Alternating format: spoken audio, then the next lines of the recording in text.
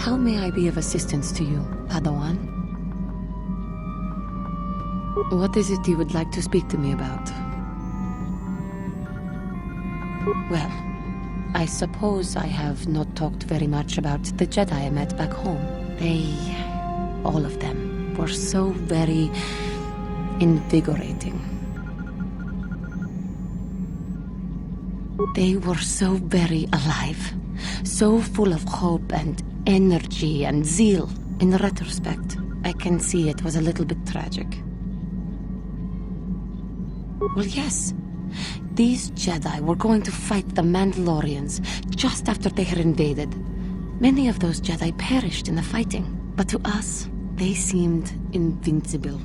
Especially their leader, who they talked about all the time. Paragons of light and justice, sweeping away all iniquity before them. It was like looking at gods.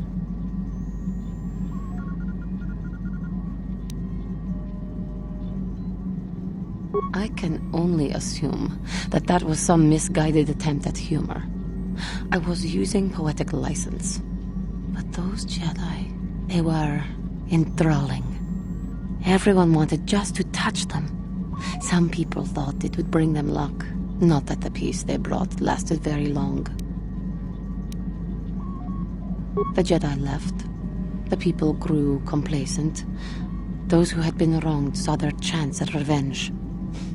And so the cycle continues. The oppressed become the new generation of oppressors. The human oppressed, that is. The non-humans were never treated well in any case. We felt the brunt of both administrations.